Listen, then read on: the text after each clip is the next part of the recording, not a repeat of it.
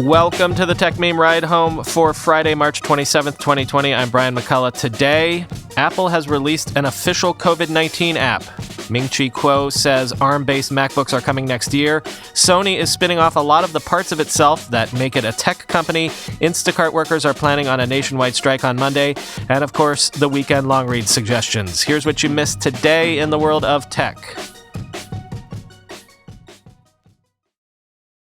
Just a few minutes ago, Apple launched a new COVID-19 app and website that is based on CDC guidance, quoting the Post in Apple's newsroom that just announced all this. The new COVID-19 website and COVID-19 app available on the App Store were created in partnership with the CDC, the Coronavirus Task Force, and FEMA to make it easy for people across the country to get trusted information and guidance at a time when the U.S. is feeling the heavy burden of COVID-19. The COVID-19 app and website allow users to answer a series of questions around risk factors, recent exposure, and symptoms for themselves or a loved one. In turn, they will receive CDC recommendations on next steps, including guidance on social distancing and self-isolation, how to closely monitor symptoms, whether or not a test is recommended at this time, and when to contact a medical provider. This new screening tool is designed to be a resource for individuals and does not replace instructions from a healthcare provider or guidance from state and local health authorities. The app and website also offer access to resources to help people stay informed and get the support they need. Users will receive answers to frequently asked questions about COVID-19, including who is most at risk and how to recognize symptoms. In addition, they will learn the most up-to-date information from the CDC, like best practices for washing hands, disinfecting surfaces, and monitoring symptoms, end quote. Again, our buddy Ming-Chi Kuo is absolutely on fire with Apple rumors this month. Today, Kuo asserts that Apple will in fact launch several Mac notebooks and desktop computers utilizing its own Arm-based chips sometime in the first quarter of 2021. Also, support for USB 4 will be coming to Macs in 2022, quoting from Mac Rumors. USB 4 converges the Thunderbolt and USB protocols as part of Intel's goal to make Thunderbolt available on a royalty-free basis, which should result in wider and cheaper availability of Thunderbolt accessories like docks and eGPUs. As USB 4 is based on Thunderbolt 3, it offers data transfer speeds up to 40 Gbps, which is twice as fast as the bandwidth of the latest USB 3.2 Gen 2x2 specification. USB 4's underlying Thunderbolt 3 protocol also means the specification supports up to 2 4K displays or one 5K display over a single cable. The simplest way to view USB 4 is as a Thunderbolt 3, but royalty-free for manufacturers. Intel will continue to offer Thunderbolt 3 on a standalone basis with a few advantages over USB 4, including more support with reference designs and technical issues for manufacturers, end quote. Sony today announced that it is planning to take its consumer electronics, imaging, and mobile businesses, basically a lot of the stuff that makes Sony a tech company, and spin them out into a separate holding company that will be called Sony Electronics Corporation. This is scheduled to happen on April 1st, and no, I do not believe that this is an April Fool's joke, quoting from Petapixel. The news comes less than 24 hours after reports that activist investor Daniel Loeb was increasing his substantial stake in Sony in order to, quote, push for changes that include shedding some businesses, end quote. We can't know if this move is related to Loeb's repeated requests, but he's been pushing to break Sony apart into separate companies for some time. In 2013, he suggested funneling cash from the camera division into Sony Entertainment, and last year, he demanded that Sony split off its image sensor business. Up until now, Sony has resisted those demands, going so far as to publish an 8-page letter explaining why it's better for technology and entertainment to exist under one roof. This move seems to indicate a change of heart, end quote.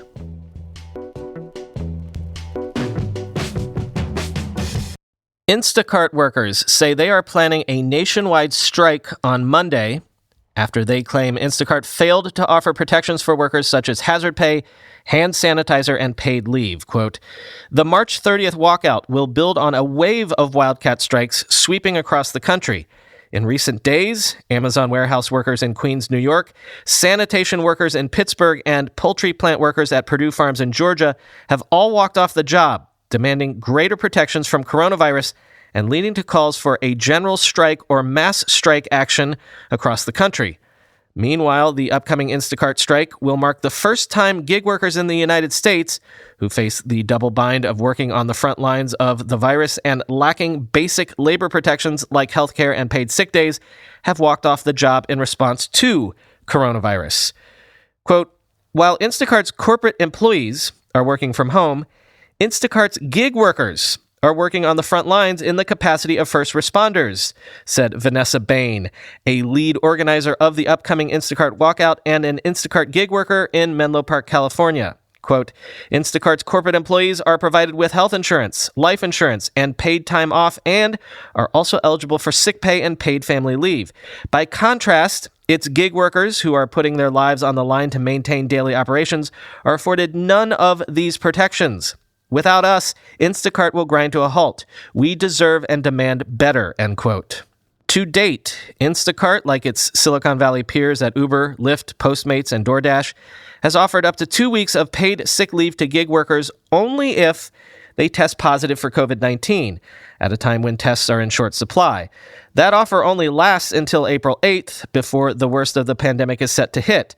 For many gig workers who live paycheck to paycheck, this means there's no other option but to work while sick. And for others with increased risk for contracting the virus, it means going without pay, end quote. Time for the weekend long read suggestions. Still very coronavirus heavy this week, but I'll try harder to get a greater number of non-corona long reads next week. I promise. First up, and this is surprising to me as anyone, but Katie Notopoulos at BuzzFeed makes what I have to say is a compelling case that Facebook's portal device is now maybe the right device for our times. Quote, now is the time for video chatting. Of course, there are plenty of options. Zoom has emerged as a top choice, but it has a limitation, a 40-minute cap on free chats. Of course, there's FaceTime, but that only works if you both have iPhones. There are Skype, Google Hangouts, and WhatsApp, and I don't know, a bunch of other less popular things like software designed for businesses to do conference calls like Blue Jeans or GoToMeeting. Those are fine, I guess, but no one likes them. The Facebook portal, however, sparks joy. The smart camera is capable of following you around the room. You say creepy, I say clever, which is great for small children who don't want to calmly sit for a video conference like a Victorian lady posing for a camera for minutes and minutes. Most importantly, it can capture a very wide angle, which means it's extremely good at fitting 2 or more people into frame without them having to awkwardly squish their heads together. On a recent visit, I set up a Facebook portal in my parents' kitchen. I have the Portal TV hooked up to my big television at home, and for the first time last week, video chatting with them was an actual delight. I could see them, and they could see me and my small child, who also loved the experience. We watched my father blow out birthday candles on a cake and sang. Truly a hallmark moment. Thanks to Big Zuckerberg, end quote. I'm not joking. This piece has kind of convinced me. I'm really considering picking one of these up in the near future. Next, another compelling argument, this time from a blog I've followed for years, from a longtime web developer whose name I've never been able to pronounce, and I won't even try to do so now. But at idlewords.com, this blogger makes what I have to say is another compelling case. Given Corona, might it be time for a mass surveillance program, the likes of which, the likes of me, would never have even been willing to countenance before now? Quote, every one of us now carries a mobile tracking device that leaves a permanent trail of location data. This data is individually identifiable, precise to within a few meters, and is harvested by a remarkable variety of devices and corporations, including the large tech companies, internet service providers, handset manufacturers, mobile companies, retail stores, and in one infamous case, public trash cans on a London street. Anyone who has this data can retroactively construct the movements of a person of interest and track who they have been in proximity to over the past several days. Such a data set, combined with aggressive testing, offers the potential to trace entire chains of transmission in real time and give early warning to those at highest risk. This surveillance sounds like a dystopian fantasy, but it exists today, ready for use.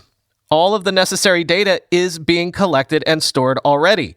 The only thing missing is a collective effort to pool it and make it available to public health authorities, along with a mechanism to bypass the few federal privacy laws that prevent the government from looking at the kind of data the private sector can collect without restraint, end quote. And staying on that surveillance tip, forget toilet paper. Bloomberg reports on how your boss has probably recently panic-bought spy software in order to keep track of all of us remote workers. Quote, along with InnerGuard, software makers include Time Doctor, TerraMind, VeriClock, Interactive, ActiveTrack, and Hubstaff. All provide a combination of screen monitoring and productivity metrics, such as number of emails sent, to reassure managers that their charges are doing their jobs. ActiveTrack's inbound requests have tripled in recent weeks, according to CEO Rita Selvaggi. TerraMind has seen a similar increase, said Ellie Sutton, vice president of global operations, and Jim Mazzotas, Interactive's founder, said phones have been ringing off the hook. Managers using InnerGuard software can be notified if an employee does a combination of worrisome behaviors, such as printing both a confidential client list and a resume, an indication that someone is quitting and taking their book of business with them. It's not because of lack of trust, Miller said, who compared the software to banks using security cameras. It's because it's imprudent not to do it, end quote. Moving off of coronavirus stories finally, Wired makes an interesting point. Forget about fighting with Facebook or YouTube or whomever about their various content and ad policies. They all have different policies, of course, but they all do the same underlying thing: targeted ads. So instead of arguing all the fine points, why not just ban the practice of targeted advertising full stop if you really feel like social media and digital platform ads are so harmful? Quote, the solution to our privacy problems, suggested Hansen, was actually quite simple. If companies couldn't use our data to target ads, they would have no reason to gobble it up in the first place, and no opportunity to do mischief with it later. From that fact flowed a straightforward fix: ban the right of companies to use personal data for advertising targeting, end quote. If Hansen's proffer, that targeted advertising is at the heart of everything wrong with the internet and should be outlawed, sounds radical, that's because it is. It cuts to the core of how some of the most profitable companies in the world make their money.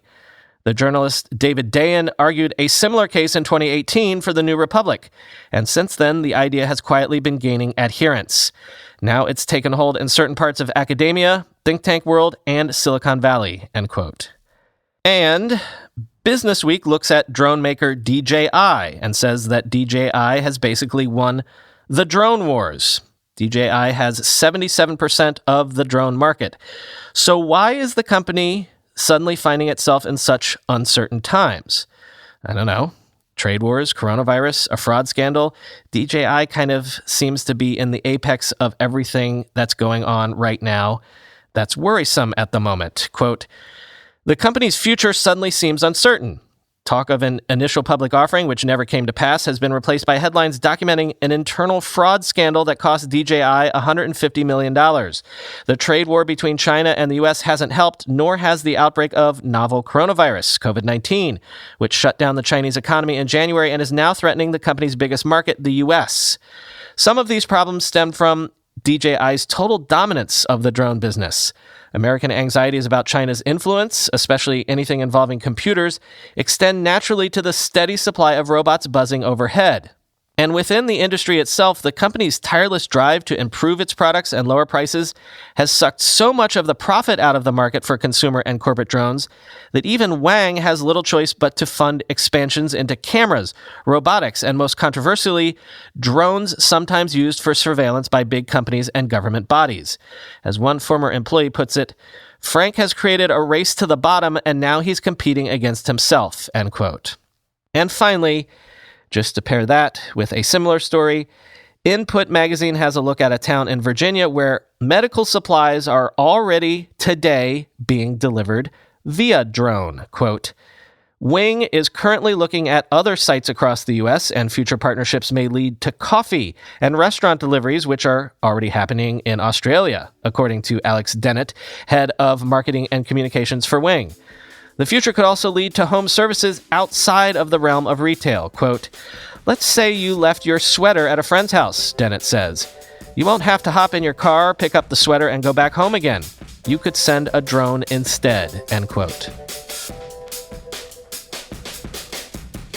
That is all for today. No weekend bonus episodes this weekend because I need 24 hours of just, checking nothing. No news for 24 hours. Please don't let anything happen for at least a day. Thank you very much. Talk to y'all on Monday. Penny, would you like to say anything? This is really... You heard of Papa saying that I was playing Zelda with him. Now here my brother comes in, and now we have so much fun. We completed the first of Arm-based, but it's the last one we had to do. And it was easy peasy lemon squeezy. One part we didn't have to follow the internet. So bye. See you on Monday, everybody.